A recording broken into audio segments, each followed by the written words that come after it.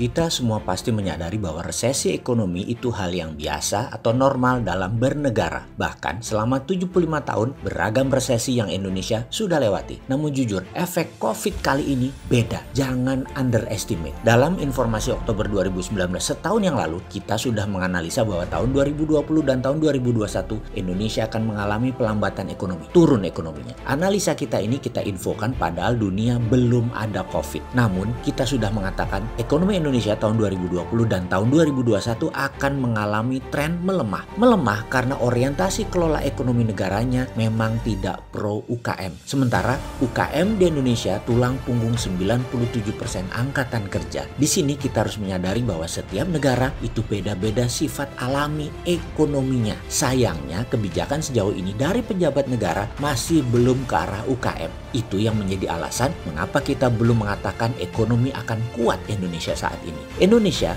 banyak penduduknya, kuat sumber daya alamnya, menjadikan domestic consumption Indonesia itu kuat di dalam negeri. Fakta yang terjadi hingga saat ini adalah kejomplangan ekonomi yang besar atau parah antara pengusaha besar oligarki BUMN dengan UKM. Sejak zaman Presiden Soeharto yang memang mengikuti maunya kapitalis Amerika dan Barat, yaitu menggunakan trickle down ekonomi di mana yang atas disiram biar yang atas ngucur ke bawah. Fokus waktu itu adalah membuat 200-an orang konglomerat yang akan membangun ekonomi dan mengalirkan ekonominya ke bawah. Tujuannya agar pemerintah gampang pegang kendali ekonominya. Pegang saja orang-orang kaya ini dengan rapat rutin di Tapos. Full kendali di bawah Pak Harto, mau ke kiri ataupun mau ke kanan, terserah. Puncak kekesalan rakyat ditekan adalah people power bergerak menjungkalkan rezim otoriter 32 tahun tersebut. Setelah itu, pasar menjadi bebas. Namun entah bagaimana, bebasnya hanya sebentar. Ketika UUD Undang-Undang Dasar 45 diubah tahun 2002, masuk lagi kapitalis. Dengan lahirlah BUMN Incorporated. Zaman Bu Mega, zaman Pak SBY, dan puncaknya saat ini. BUMN jadi agent of changes. BUMN jadi centralized penggerak ekonomi. BUMN mazhab ekonominya sosialis elitis. Apa itu salah?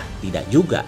Tapi ini meninggalkan UKM. Dan meninggalkan UKM itulah yang salah. Lalu apa yang terjadi? Konglomerasi yang sudah 45 tahunan berdiri sejak zaman Pak Harto merangsek masuk lagi, pegang kendali lagi. Mulai mepet ke siapapun pejabat negara. Mereka, oligarki ini, pegang pasar kanan kapitalis elitis. Di sisi seberang atas, sosialis elitis dipegang BUMN sejak 20 tahun ini. BUMN pegang pasar kiri. Sempurna sudah. Sekarang diberi kekuatan tambahan lagi dengan dua undang-undang yang maha dahsyat pengaruhnya untuk para BUMN elitis dan kapitalis elitis. Para oligarki dengan undang-undang Minerba. Kemarin yang kewenangan pusat menjadi sangat kuat. Juga Omnibus Law yang menguatkan kekuatan elitis. Wah, ini kekuatan impian banget bagi siapapun penguasa, pejabat, dan oligarki. Karena itu di hati kecil banyak yang bertanya, bener nih buat rakyat? Bener nih buat meningkatkan kesejahteraan rakyat? Karena itu saya dari kemarin ragu, sangat ragu bahwa semua ini bisa meningkatkan kesejahteraan rakyat. Mau bukti? Bagaimana kalau kita cek kuartal 3 pasti resesi tahun ini, pasti minus. Lalu kuartal 4 akhir tahun kita tebak-tebakan aja. Apa yang terjadi kalau minus juga? Atau kita tambahin sampai Q1 atau kuartal 1 tahun 2021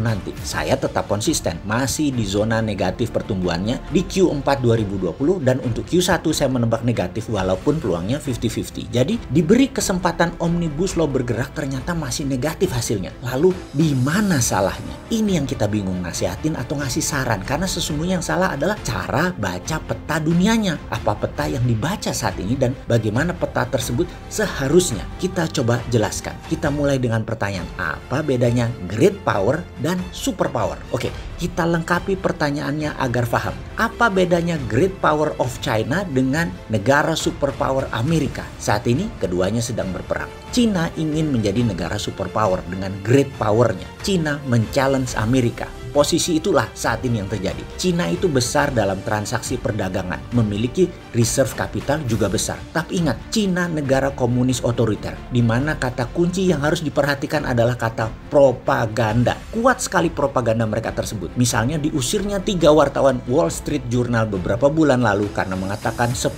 kali lebih besar fakta korban virus corona di Tiongkok adalah bentuk otoritarian propaganda mereka. Sekali lagi, Cina ini great power, beda sama super power. superpower. Superpower itu terintegrasi, bukan hanya dagangnya yang besar, tapi hegemoninya, pengaruhnya juga besar. Militernya dengan 800 pangkalan di seluruh dunia. Bayangkan, negara di dunia ini nggak sampai 200. Pangkalan militer Amerika di luar Amerika ada 800 di seluruh dunia. Lalu, Amerika menguasai sistem moneter keuangan dunia dengan dolar yang menguasai 60% transaksi perdagangan dunia, 30% euro, lalu yen. Yuan Cina hanya 1,7% saja. Ingat ya, yuan hanya 1,7% dan posisinya surplus lagi terhadap Indonesia. Surplus itu kalau kita mengadakan transaksi bilateral, yang surplus yang untung. Jadi dalam yuan dan rupiah nanti siapa yang untung yang teramat sangat? Wes, jawaban dewe ya. Sistem ekonomi yang dinamakan global supply chains itu dikuasai globalis cabal. Misalnya dunia otomotif di Indonesia. Part mobil tersebut ada yang dari Costa Rica, Rumania, Thailand, dan belasan negara lainnya. Dengan dibuat shutdown-nya efek COVID yang bergantian, ekonomi dunia menjadi tidak bisa ditebak. Itulah mengapa kita menyebut economic warfare. Situasi ekonomi saat ini dalam keadaan ketidakpastian karena perang.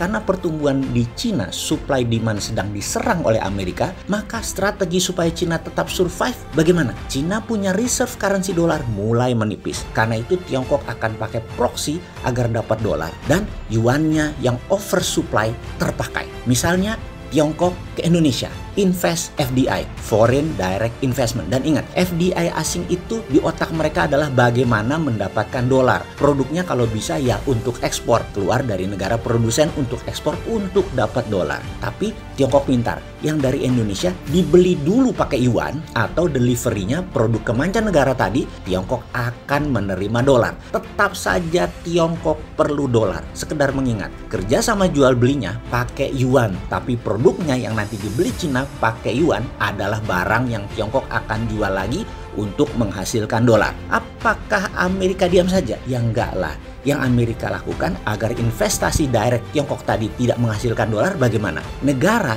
yang menjadi konco dalam tanda petik temannya Tiongkok yang terima yuan dicoret statusnya dari negara berkembang menjadi negara maju. Jadi mulai ngerti mengapa Indonesia dikeluarkan dari negara berkembang jadi negara maju.